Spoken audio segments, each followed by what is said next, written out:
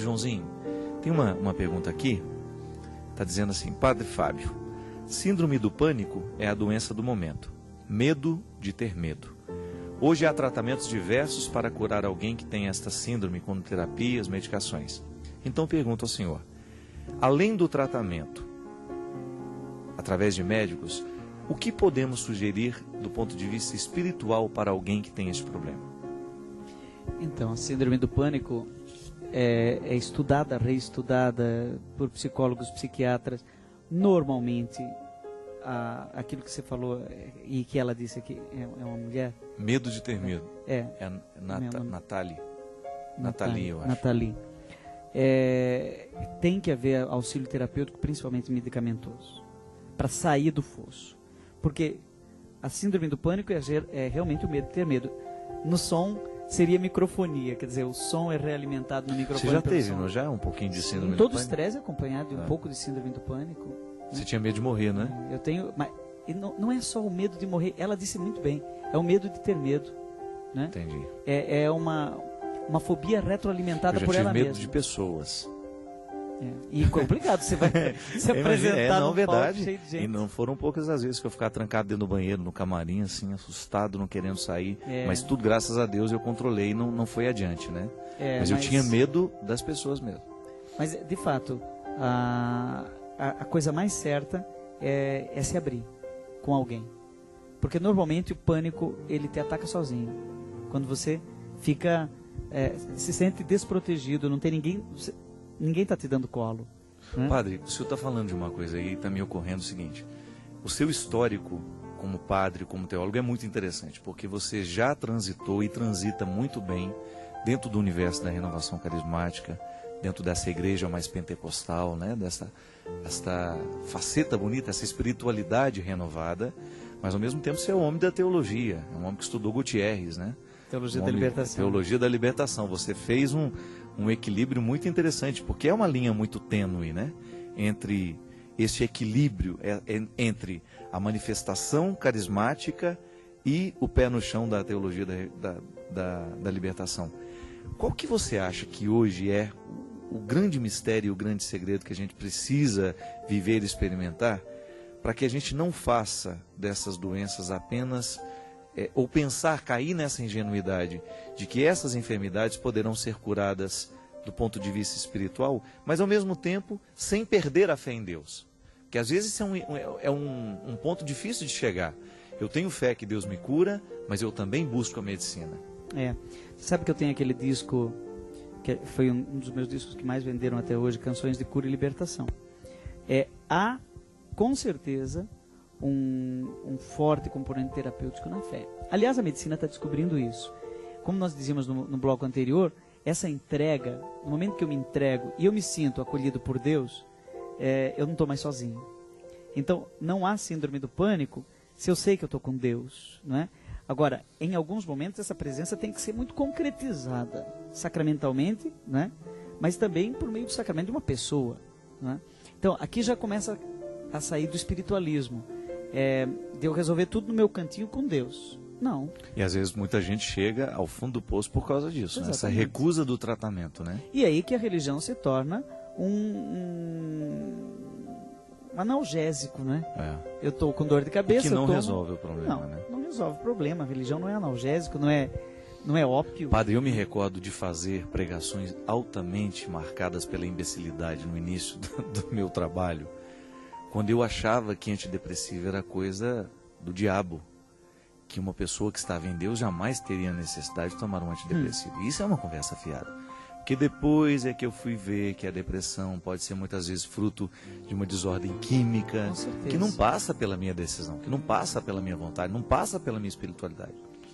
Agora é claro que sem a mística, sem a entrega, sem a espiritualidade, é possível que nem mesmo a química resolva. Né? Justamente. É possível que nem mesmo a química resolva. É o que então, muitos médicos mostram, né? Que às vezes você tem um paciente que é um milagre, justamente por causa do tanto que ele sobrevive, por causa da fé que tem. Fábio, eu fiz uma música em Serra Talhada, no interior de Pernambuco, Terra do Lampião. Em cima do palco me veio essa inspiração, eu comecei a cantar com aquele povo. E tá nesse novo disco, é um shot. Tá chamando... Lá em Fortaleza eles deram o nome. Aliás, Shot vamos do Cristão. Vamos mostrar a cara do CD, padre? Chama Shot do Isso Cristão. aqui pra gente. E diz exatamente o que você está falando. Diz assim, de uma maneira bem humorada: um pé na terra e o outro não. E passo a passo vai a vida do cristão. Um pé na terra, um pé na terra o e o outro outro não. E passo a passo vai a vida do cristão. Bonita poesia. Isso está inspirado, sabe Bonita em quem? rima. Essa ideia? Num poema, numa pregação de Dom Pedro Casaldáliga. Porque uma vez ele falou, e eu jamais esqueci isso, ele disse uma frase assim: o Pai é nosso, mas o pão também é nosso. Que lindo, né? Então eu fico lembrando do Padre Léo, nosso amigo, nosso irmãozão, né? Que colocou como última frase célebre da sua vida: buscai as coisas do alto. É isso. E a vida inteira ele buscou as coisas do alto, mas também buscou as coisas da terra. O pão, buscou o Pai no céu e buscou o pão na terra. A Comunidade Betânia, né, padre? É uma comunidade desdobramento terapêutica. lindo, né? Ela não chega para um dependente químico e diz assim: não, no céu você vai... Busca as coisas do céu, deixa... Não, claro, busca as coisas do céu, mas larga isso daqui na terra. Né? O Léo começava, é interessante, eu me recordo de que algumas situações, o tratamento das pessoas, eles começavam arrumando os dentes. E uma vez eu perguntei: Léo, mas essa pessoa não precisa mais se libertar da droga? Mas olha a feiura que ela tá. Ele falava para mim: vê se uma pessoa sem dente desse jeito pode recuperar de alguma coisa. E eu achava linda. E eu falei a vida assim, tá uma droga, né? E eu virei e falei assim: mas e se depois que você consertar os dentes já foi embora? Já valeu. Ele falou: vai voltar mais bonita. Então, e aí buscar as coisas do alto, né? A capacidade que o Léo tinha de fazer essa ponte entre espiritualidade e humanidade. O Léo sempre leu Teologia da Libertação. Sempre leu e sempre viveu renovação carismática. Há muita gente que consegue fazer essa ponte. Muitos não falam isso explicitamente por timidez. Eu acho que a Toca de Assis é uma síntese louca, né? Vamos dizer assim, irreverente. É uma Como síntese, tudo que é de Deus mesmo, né? Irreverente, livre, de uma liberdade interior que às vezes eu não compreendo, né? Em algumas coisas. Mas admiro, né? Admiro todos que acolhem os pobres. E não há ninguém que, mesmo não aceitando a renovação carismática, não admire um jovenzinho que sai no meio da noite e, sem medo da violência, vai embaixo de uma ponte. Não tem ateu, né, padre, que não possa admirar uma atitude dessa. Aquilo ali é ecumênico. É engraçado, existem algumas formas religiosas tão elaboradas que não há ateu que possa contestá-las. O amor é isso. É uma forma tão elaborada de religião, né? É um desdobramento tão lindo, desdobramento e ao mesmo tempo origem, né? De toda a religião. Porque quando eu encontro, e aliás é uma coisa que eu tenho conquistado em pouco tempo da minha vida. Confesso para você que eu sou padre há 7 anos, mas esta sensibilidade social ela é muito recente na minha vida. Talvez por ter sido pobre muito tempo e ter passado por muita restrição, no momento em que eu tive alguma coisa, eu quis ter para mim. E hoje não. Hoje, graças a Deus, eu tenho sentido em mim uma natural disposição de ir ao encontro de quem não tem. E trabalhar nessas causas, para mim, tem sido muito realizador. Muito mais realizador do que tudo que eu já fiz na minha vida, do ponto de vista espiritual. Porque quando você vê uma comunidade lá no interior da Paraíba, sendo assistida do ponto de vista financeiro por um trabalho que você realiza, isso é muito lindo, padre. Você descobrir que o Deus que me inspira a falar bonito, digamos assim, porque a teologia é uma palavra muito bela, a teologia é uma palavra extremamente sedutora, mas esta sedução, essa beleza, passa também pela beleza da atitude. São atitudes estéticas, né? São atitudes que estão tocadas pela bondade. E aquela associação aristotélica bonita do bem e do belo, né? Dizia Platão que o bom refugiou-se no belo. Mas uma vez eu estava no Peru, pesquisando no Instituto Bartolomeu de las Casas, a obra inédita do Gustavo Gutiérrez, pai da Teologia da Libertação. E eu perguntei para ele, até pouco tempo eu tinha isso gravado ainda, eu perguntei para ele: Padre Gustavo, o que o senhor acha da renovação carismática católica? Perguntei para o pai da Teologia da Libertação o que ele acha da renovação carismática católica. O que fizeram, católica. né, com o filho dele.